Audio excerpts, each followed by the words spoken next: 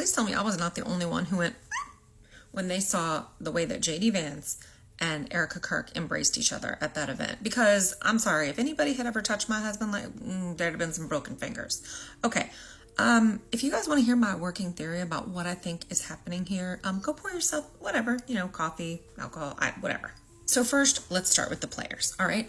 We had the 4 players, right? Charlie Kirk, ErikaKirk, JDVance, and Vance. All right. Well, Charlie Kirk, we all know what happened to him on September 10th. And if you guys go back to my video, literally the day after he was unalived, I said that I thought that a certain nation was involved in that, and it looks like that's probably what happened. But anyway, so he's no longer in the picture, all right? Now that makes ErikaKirk a widow. Now ErikaKirk was raised Catholic, and she is now a widow, okay? Which means that she is free to marry, okay? Hold on to that. All right. Then you have JD and Vance. And Usha is a Hindu, but JD is, of course, a convert Catholic, right? He converted in 2019. So in order for JD and Erika to get married, yes, that's the premise of my theory. Don't worry, I brought receipts. He would have to have that marriage annulled, the marriage between himself and Usha. So when I heard JD make the comment at Old Miss the other day about how he basically hopes that, Usha comes around and decides to basically practice Christianity, I thought, oh my God, that's what he's doing. He's laying the foundation for an annulment, okay? Because if I was raised Catholic, if you're married Catholic, you can't marry another Catholic unless you have that marriage annulled.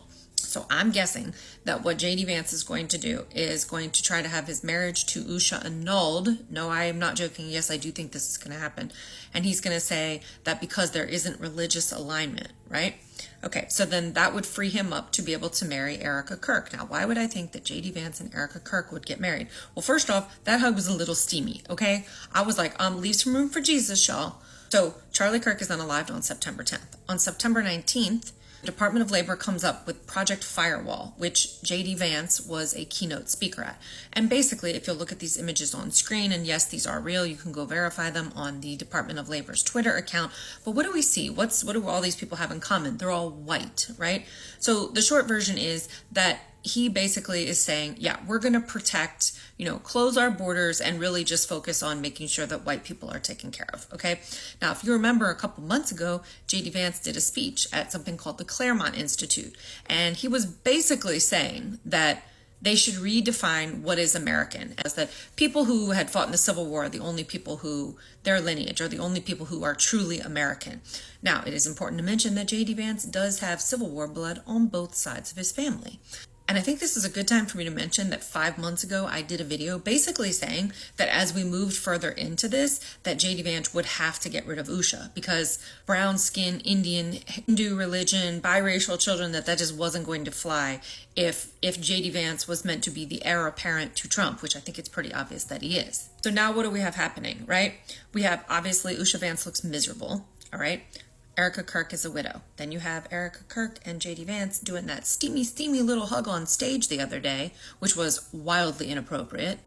But let's go back to the Claremont Institute for a second. JDVance has a lot to do with the Claremont Institute. And these people are like hardcore fundamentalists, all right? They really believe in like white nationalist, like America, okay? And ErikaKirk was in the same orbit, right, because of TPUSA. So that means that ErikaKirk and JDVance are both Catholic, and they're both circling around the same donors. They're all politically aligned. They all want the same fundamentalist things. And this would be a fun time to mention that they're both super pro-Israel, right? Because a lot of people think, and this is what I postulated in my video, that Charlie Kirk was moving away from Israel, and that's why he was removed from the equation. But ErikaKirk is super pro-Israel. So is JDVance. So keeping these two together means that not only is there ideological alignment between them, right, that they both want a white Christian nation, but they're also both pro-Israel. This is the part that is like genuinely disturbing. A lot of people would have thought, oh, well, him being married to Usha, like that's a liability, but it's not. Him being married to Usha, which is what I said in my video many months ago, is actually an opportunity. Because what JDVance can say is, and again, guys, this is just my working theory, okay? He could say, like, basically, I am so dedicated to this white nationalist state that I am willing to purge even my own home, all right, to get rid of my non-white wife because I'm so dedicated to the cause. Have his marriage between himself and Usha annulled, marry Erika, and then now all of a sudden we have JDVance and ErikaKirk. They just became America's power couple. So they're white, Christian, both fundamentally nationalists. If you made it this far in the video, don't forget to like, repost, and follow for updates, and leave the secret words, "You're not fooling anyone," in the comments section. If you guys enjoy my content, follow me over here on YouTube in case something happens to my account over here on TikTok.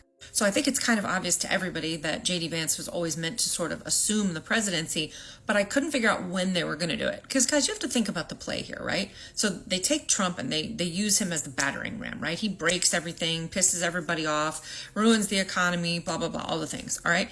But he has immunity, so he can get away with that, all right? And then what they do is eventually they get rid of him, which I'll come back to in a second, and then JD slides in, and he throws people crumbs, but they're thrilled to have it, right? So even though they don't love JD the way that they loved Trump, it feels to me like they're killing Trump's support so that it can be transferred to JDVance. Now, that brings me to something that Mike Johnson said the other day, which I kind of think he accidentally slipped up, because he said something about there are 3 years left in this presidency and for the 2 Trump years. And I was like, what? But guys, if you know what the 22nd Amendment says, which effectively says if the vice president ascends to the presidency, okay, so if he goes from vice president to president before the 2-year mark, right, then that vice president can only serve 1 term after that. Because it's saying that, like, hey, you basically already had your first term over here, okay? But if they let Donald Trump go past the 2-year mark, then JDVance takes over. Then JDVance can serve 2 consecutive terms after that if you were able to be elected, if you think we're actually still going to have fair elections.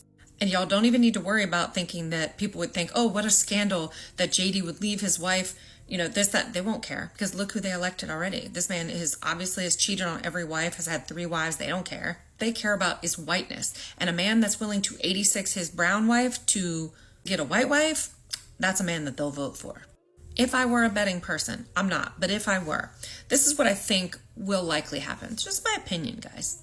By spring of 2026, we're going to see either divorce filings or annulment proceedings between the Vances. By fall of 2026, I think we probably see a wedding between JDVance and ErikaKirk. You know, because we got to get him married and let the sting of the scandal fall away for a while before we let him ascend to the presidency. Sometime in 2027, adios Trump, and that's when JDVance and his new white wife, the new Aryan power couple, will ascend to the top of the ticket.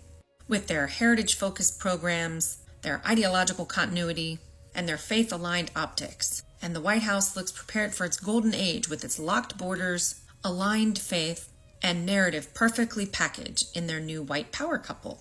And for bonus points, ErikaKirk probably has a bun in the oven because, you know, it helps to sell the story. So again, guys, it's just my theory, but I don't know. I think if it walks like a duck, talks like a duck, y'all let me know what you think. Am I out on a limb here? Because I feel like that's what we're seeing.